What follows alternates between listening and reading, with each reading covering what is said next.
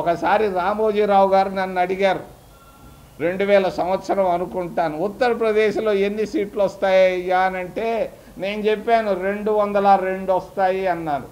మరి ఎన్నికలు అయిపోయిన తర్వాత ఆయన నాకు ఫోన్ చేసి అడిగాడు, ఎట్ట చెప్పినావు, ఎన్ రామ్ కూడా చెప్పలేదే, నువ్వు ఎట్ట చెప్పావు అని అంటే మరి 202 కాదు 203 వచ్చినాయి. ఈరోజు నేను చెప్తున్నా, రాసి పెట్టుకోండి, గోడపైన రాసి పెట్టిపోతా, 175కి 130 వస్తాయి, మాకు 175 వస్తాయి. నేను చెప్పను, నాకేం అవసరం వచ్చింది,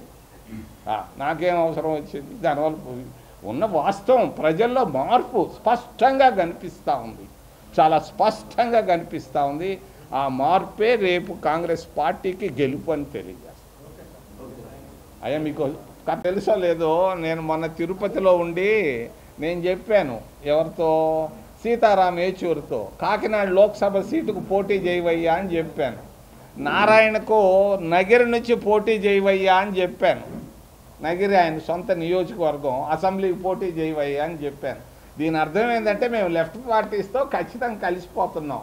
నేను నిన్నగాక మొన్న రాత్రి సీతారాం యేచూరితో కూడా మాట్లాడాను. ఏమని, జాగ్రత్తయా, నువ్వు అన్నీ చూసుకో, కామ్రేడ్ సుర్జిత్ గారు అన్నీ చేసేవాళ్ళు, ఇప్పుడు నువ్వు ఖచ్చితంగా చేయవని కూడా చెప్పాను.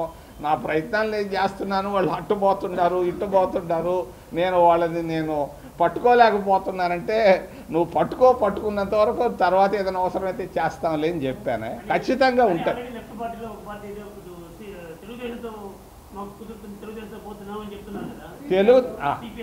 నేను ఇప్పుడే అడిగాను, మీతో అర్థమైంది కదా.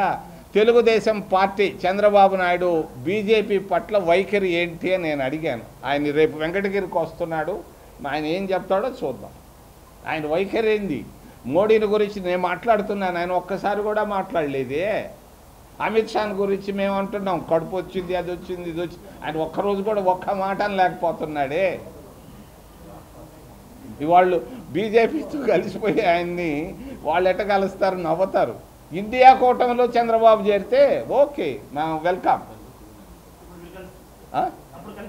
అయ్యా నేను రాజమండ్రిలో ఆయన జైల్లో పెడితే నెక్స్ట్ డేనే పోయి రాజమండ్రి దగ్గరనే ప్రెస్ కాన్ఫరెన్స్ పెట్టి చంద్రబాబు నాయుడిని అరెస్ట్ చేయడం తప్పు అని చెప్పేసి వచ్చా. అన్ని పార్టీలు ఎవరు చెప్పలా, ఏదో మీకు వినపడ్డదేం కానీ వినపడేటట్టు నేను రాష్ట్రం అంతా తిరిగి నేను ఒక్కడే చెప్పా. రేవంత్ కూడా కొంచెం చెప్పాడు. నేను చెప్పాను కదా, కూడా ఢిల్లీలో విమానం ఎక్కేటప్పుడు ఒకటి ఉంటుంది ఆలోచన, విమానం దిగేటప్పుడు ఇంకొక ఆలోచన ఉంటుంది. దాని గురించి నేను ఎక్కువగా ఆలోచించాను. అయ్యా నేను ఒకటి చెప్తాను, నా దగ్గర ఒక పాట ఉంది, ఇందిరమ్మ పేదోళ్ళ భారతమ్మ నువ్వు అని చెప్పేసి ఒక పాట ఉంది. నేను కనీసం ఈ పాటని 10,000 సార్లు పెట్టి వినిపించుంటాను. 10,000 సార్లు. ఎక్కడికి వెళ్ళినా, ఏ కాలనీకి వెళ్ళినా కూడా ముసలి ముతక అందరూ కన్నీళ్లు పెడుతున్నారు. వాళ్ళ కన్నీళ్లు చూస్తే నాకు కన్నీళ్ళు వస్తున్నాయి. ఏమయ్యానంటే ఈరోజు భారతదేశంలో ఈ 75 సంవత్సరాల్లో బతికున్నటువంటి ఏకైక నాయకురాలు ఇందిరాగాంధీ.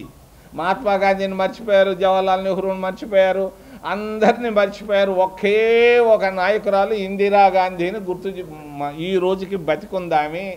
ఆమె పట్ల విపరీతమైనటువంటి సానుభూతి ఉంది, ప్రేమ అభిమానాలు ఉన్నాయి. కారణం ఆమె ఇచ్చినటువంటి మారల్ సపోర్ట్. వాడు ఎస్సీగా ఎస్టీగా పేదవాడుగా ఆ రోజు ఎమర్జెన్సీలో వాళ్ళకి ఇచ్చినటువంటి ఆ ఆదరణ, వాళ్ళకి ఇచ్చినటువంటి మరి ప్రేమ అభిమానాలు ఈ రోజుకి మర్చిపోలేదు. ఎస్సీలు ఆమె వెనకాల పడి ఉన్నారు, ఎస్టీలు వెనకాల అదే మాకు శ్రీరామ రక్ష. ఇందిరాగాంధీ 50-60 ఏళ్ళ నాడు చేసినటువంటి బ్యాంకుల జాతీయకరణ, ఆ రోజు మరి వీళ్ళను కూడా బాండెడ్ లేబర్ని తీసేసినటువంటి రోజులు, ఎస్సీలకు మరి బ్యాంకుల ద్వారా రుణాలు, ఇటువంటివన్నీ మరి ఆ రోజుల్లో ఆమె చేసిన పనులు ఈ రోజుకి డివిడెంట్లుగా వస్తున్నాయి. ఇది పరిస్థితి. ఇందిరాగాంధీయే నాయకురాలు ఈ దేశానికి, ప్రపంచానికి. మిగిలిన వాళ్ళంతా లిల్లిపుట్లు.